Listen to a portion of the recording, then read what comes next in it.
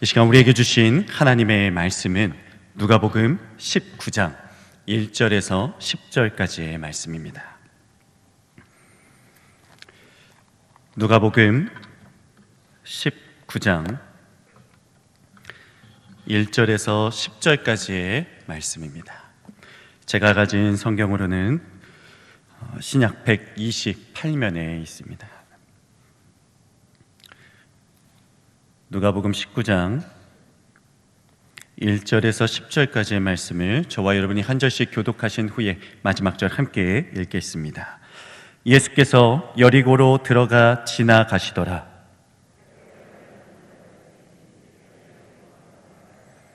그가 예수께서 어떠한 사람인가 하여 보고자 하되 키가 작고 사람이 많아 할 수 없어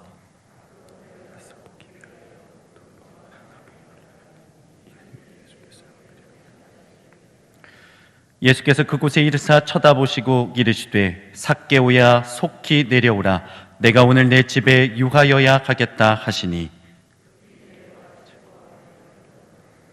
뭇사람이 보고 수군거려 이르되 저가 죄인의 집에 유하러 들어갔도다 하더라.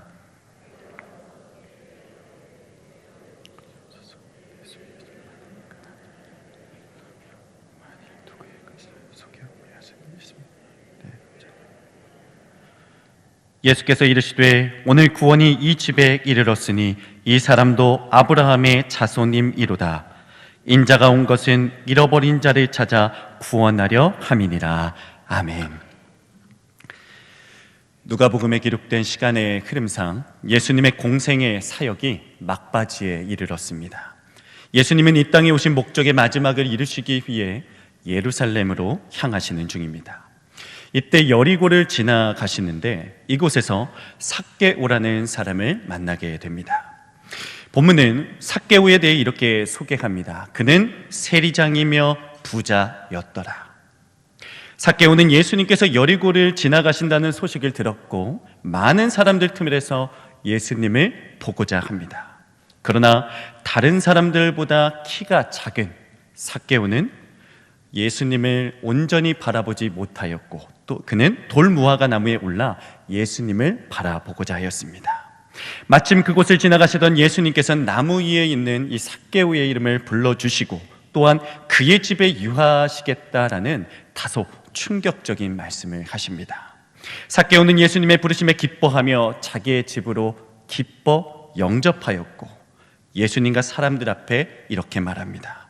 곧 자기 소유의 절반을 가난한 자들에게 나누어 주겠다는 것이며 만일 누군가를 속여 빼앗은 일이 있다면 4배나 갚아 주겠다는 것입니다. 이러한 삭개오의 회심에 예수님은 구원을 선포하셨고 자신이 이 땅에 온 것이 이처럼 잃어버린 자들을 구원하기 위함이라는 말씀을 하십니다. 본문의 말씀은 우리에게 너무나 익숙한 말씀이지요. 그럼에도 오늘 이 밤 다시 한번 이 본문의 말씀을 나누고자 하는 이유는 본문에 나타난 회심의 사건이 지금 이 시대를 사는 우리에게 꼭 필요한 말씀이기 때문입니다.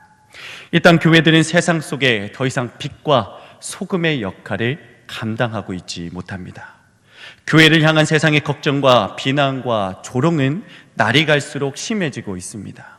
교회를 향한 사람들의 신뢰도 하락은 이미 지겹도록 들어왔습니다.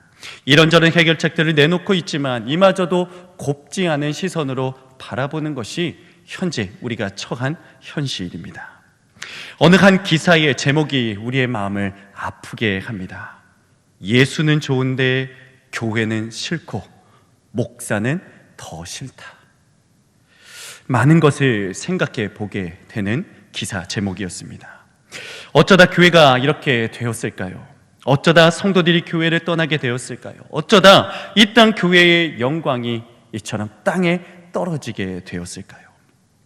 미국의 역사신학자 알렌 크라이더는 이 시대에 나타난 교회 추락의 원인을 회심의 변질로 말하고 있습니다. 회심의 변질. 교회는 커졌고 성도라 불리는 교인들도 많아졌습니다. 교회가 세상의 주류에 속하게 되었지만 그 안에 참된 회심, 즉 구원의 증거, 구원에 합당한 열매가 사라졌다는 것입니다. 교회는 대형화되고 교인은 많아졌지만 교회 밖 삶과 보이지 않는 곳에서의 삶을 결정하는 회심에 합당한 열매가 교회 안에, 성도들 안에 사라졌다는 것입니다. 한 영혼이 구원을 받는 현장에는 반드시 회심이라는 구원의 증거가 동반됩니다. 회심이란 기존에 구원받기 전 갖고 있던 어떤 신념과 행동과 소속, 이런 전인격적인 변화를 말하는 것이라 그가 이야기합니다. 내 자신보다 이웃을 사랑하고 다른 사람의 아픔과 슬픔과 불편함에 공감하고 진실되게 하나님을 섬기는 말과 행동에 실제적인 변화가 필요하다라는 것이죠. 이 시대의 교회 안에 성도들 가운데 이 같은 회심이 사라졌다는 것입니다. 그렇다면 무엇이 자리하고 있을까요? 구원의 확신과 기쁨만이 있지, 이 구원을 주신 하나님께서 우리에게 요구하고 계시는 구원에 합당한 열매가 사라졌다는 것입니다. 알렌 크라이더는 그의 책 회심의 변질에서 회심이 변질된 이유를 이렇게 설명합니다. 교회가 세상의 중심으로 가고자 하기 때문이다. 초대교회 기록을 보면 회심한 사람이 교회 공동체에 속하기 위해선 적어도 3년 이상의 철저한 신앙적 검증이 필요했다고 합니다. 회심한 사람은 이 주어진 시간 동안, 이 3년이 넘는 시간 동안 자신이 회심했다는 이 진정성을 교회 공동체 안에, 믿음의 공동체 안에 거듭해서 증명해야 했습니다. 일상의 삶에서 나그네를 영접하고 죄수들을 찾아가 위로하고 물질을 나누고 원수를 용서했는지를 무려 3년이라는 시간 동안 철저하게 검증받아야 했다는 것입니다. 이렇게 검증을 마친 회심자는 그때야 비로소 세례, 문답, 교육을 겨우 받을 수 있었다고 합니다. 3년이라는 회심의 증거를, 회심을 증언하는 그 삶을 살아냈을 때야 비로소 세례, 문답, 교육을 받을 수 있었다는 것입니다. 유대인들과 로마의 박해라는 이 사회적 분위기도 무시할 수 없었지만 이 초대교회는 이처럼 철저한 회심의 검증을 통하여 교회 공동체를 세워 나갔던 것입니다. 놀라운 것은요, 이 같은 철저한 검증과 점검 가운데도 초대교회 성도의 수는 날이 갈수록 증가했다는 것입니다. 그런데 이 같은 초대교회 전통이 변질되는 사건이 발생합니다. 바로 AD 313년에 일어난 밀라노 칙령이라는 불리는 사건입니다. 당시 로마 황제인 콘스탄티누스는 밀라노 칙령을 통해 기독교를 포함한 모든 종교의 자유를 선언을 합니다. 특별히 황제는 기독교의 힘을 실기 시작하는데 이로 인하여 지하에 숨어있던 교회와 성도들이 지상으로 올라오게 됩니다. 그러자 놀랍게도 교회 공동체를 든든하게 바치고 있던 이 회심이 변질되고 타락하기 시작한 것입니다. 로마 제국에 속한 사람들은 공직에 진출하기 위해 또는 고위직에 오르기 위해, 직장을 얻기 위해 황제에 잘 보이고 또 정보를 얻고 부와 명예와 권력을 얻기 위해 그리스도인이 되기 시작했습니다. 다시 말해 그들은 부와 명예와 권세를 얻기 위하여 그리스도인인 척 했다는 것입니다. 겉과 속이 다른 무늬만 그리스도인이 되었다는 것입니다. 이때부터 교회는 성장의 기회를 놓치지 않으려고 신앙의 검증 과정을 간소화했습니다. 개인의 삶을 신앙으로 점검하는 일을 가볍게 여기기 시작한 것입니다. 이로 인해 교회 안에 진정한 회심이 실종되었고 독일의 신학자 본헤퍼가 말한 값싼 은혜만 남게 된 것이죠. 중요한 것은 지금 이 시대의 교회가 안고 있는 문제와 매우 닮아 있다는 것입니다. 그렇다면 지금 이 시대 속에 하나님께서 우리에게 원하시는 것은 무엇일까요? 구체적인 삶의 변화가 있는 회심입니다.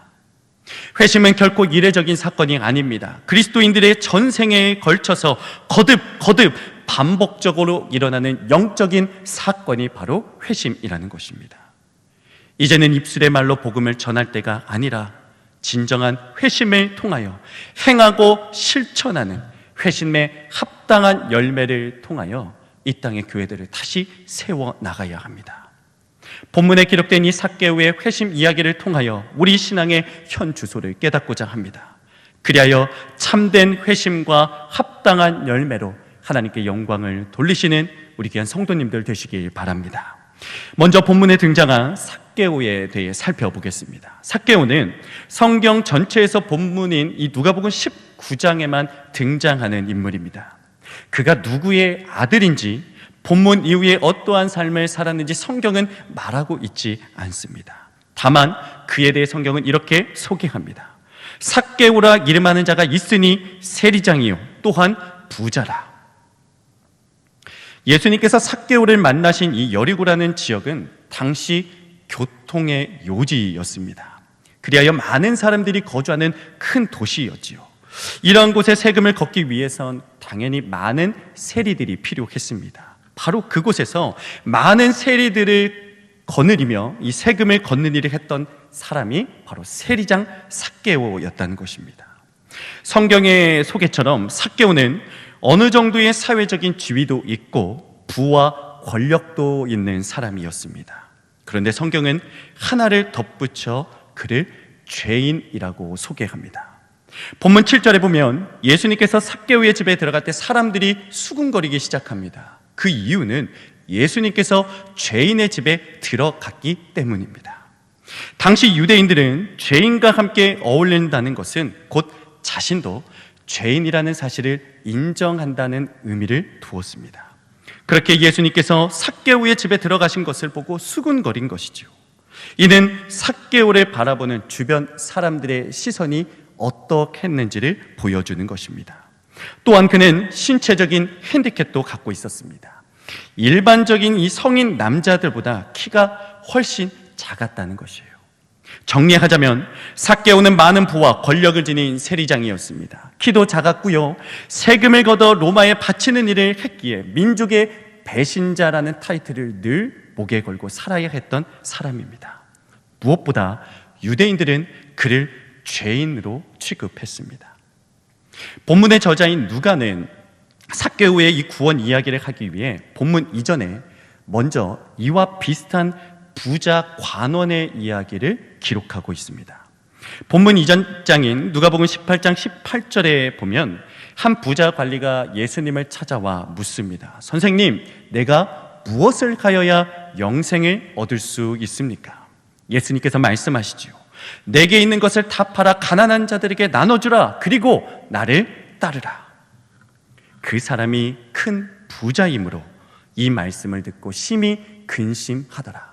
성경은 기록합니다.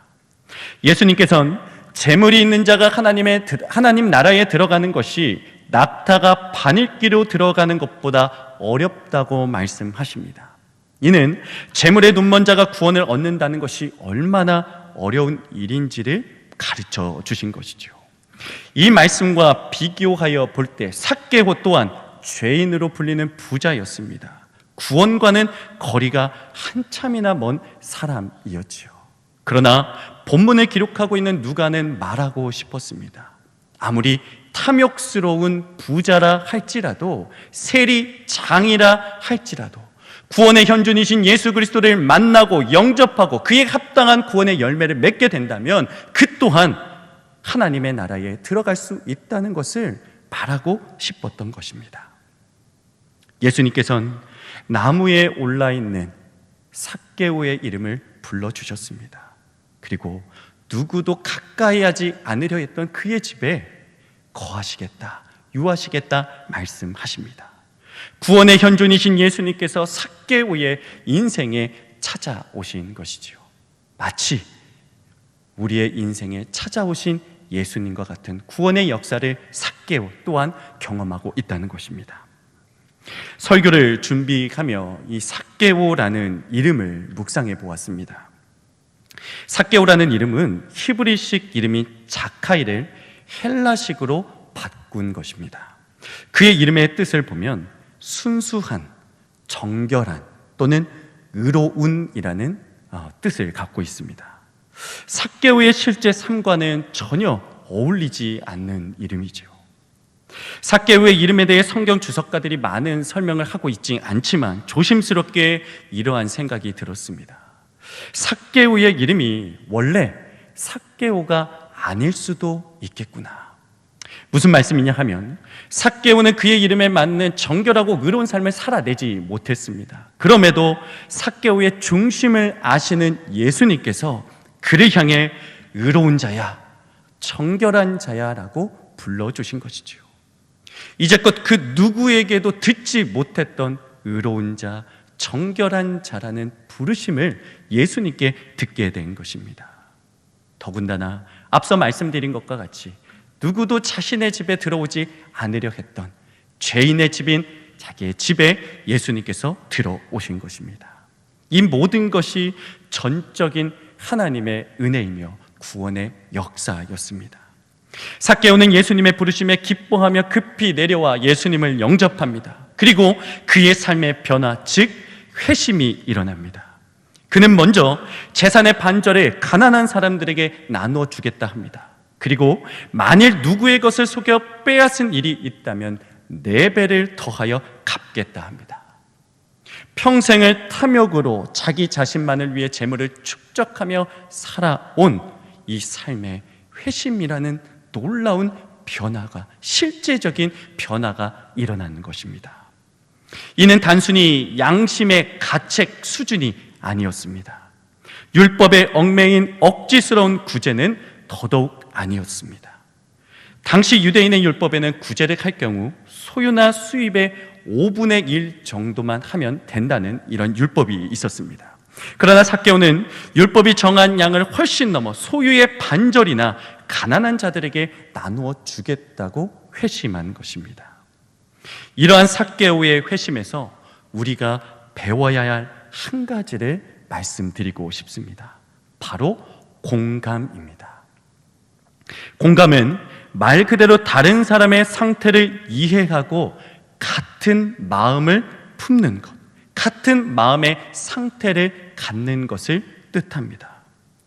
예수님을 인격적으로 만난 사람에게는 다른 사람의 형편을 살필 수 있는 바로 이 공감의 마음이 필요하다는 것입니다. 삭개오는 예수님을 영접한 뒤로 그동안 보이지 않던 가난한 자들의 삶이 머릿속으로 스쳐 지나갔을지 모릅니다. 그동안 가난한 자들을 돌보지 않고 그들과 마음을 같이 가지 않고 자기 자신만을 생각하고 탐욕스럽게 살았던 삶이 눈에 들어온 것입니다. 그리고 집 밖에 서서 수군거리는 사람 또한 예수님 앞에서 이렇게 선포합니다. 내 소유의 절반을 가난한 자들에게 나누어 주겠습니다. 속여 빼앗은 일이 있으면 내 갑절이나 갚겠습니다. 가난한 자들, 갖지 못했던 자들, 마음이 어려운 자들, 바로 그들과 마음을 같이 하겠다는 회심의 실제적인 변화가 일어난 것입니다. 이 시대가 교회와 성도들에게 요구하는 것이 바로 이와 같은 공감하는 마음이 아닐까 생각해 봅니다. 나의 작은 행동 하나가 다른 사람과 공동체에 얼마나 피해를 줄 수 있는지를 다른 사람의 입장에서 생각해 보고 살피는 것입니다. 한자에 역지사지라는 말도 있더군요. 어느 성도님과의 대화 속에 이런 고백을 하는 것을 들었습니다. 목사님, 제 오랜 기도 제목은요, 다른 사람의 아픔과 어려움을 공감할 수 있는 마음을 달라는 것이었습니다. 다른 사람의 아픔과 어려움을 보며 함께 마음을 나누고 진실된 위로와 도움을 줄 수 있는 마음을 하나님 주시도록 오랜 시간 동안 기도했다는 것입니다. 얼마나 귀한 기도 제목인지 모릅니다.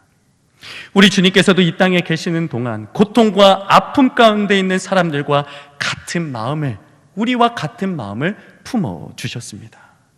요한복음 11장에 보면 나사로의 죽음으로 슬퍼하는 마리아와 마르다, 주변 사람들을 보고 예수님께서 심령의 비통히 여기시고 그들을 불쌍히 여기셨다라고 기록합니다. 그리고 그 후에 어떻게 됩니까? 예수님께서 그들을 보시며 눈물을 흘리셨다라고 성경은 말합니다. 우리 주님은 나사로가 다시 살아날 것을 알고 계셨지만 이를 알지 못하는 사람들의 슬픔까지도 헤아리시고 그들과 같은 마음을 품어주신 것입니다. 이것이 우리 주님께서 연약한 인간의 몸을 입으시고 이 땅에 오신 이유입니다. 우리의 연약함을 공감하시고 또한 우리의 연약함을 나누시기 위하여서 우리와 같은 인간의 몸을 입고 이 땅에 오신 것이지요. 히브리서 4장 15절에 이렇게 기록됩니다. 우리에게 있는 대제사장은 우리의 연약함을 동정하지 못하실 리가 아니요 모든 일에 우리와 똑같이 시험을 받으신 이루되 죄는 없으시로다. 아멘. 삭개오의 구원 이야기 속엔 그가 보인 회심의 열매 하나가 있습니다.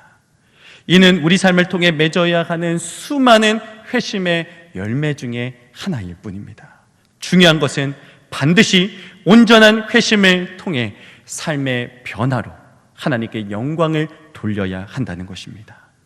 다른 이웃을 내 몸과 같이 돌보는 마음, 다른 사람의 불편함과 어려움을 살필 수 있는 마음, 거룩하고 정결한 삶으로 우리 삶을 산제사로 드리는 삶을 살아내야 한다는 것입니다.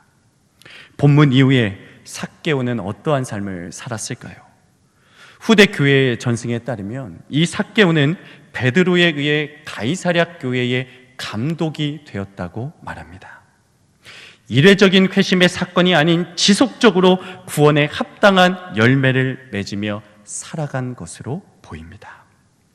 말씀을 정리하겠습니다. 삭개오는 구원과는 거리가 먼 인생이었습니다. 죄인으로 불리는 세리였으며 탐욕스러운 부자로 하나님의 나라와는 상관없는 인생을 살아가던 사람입니다. 그러나 주님은 그런 삭개오를 인격적으로 만나 주셨습니다.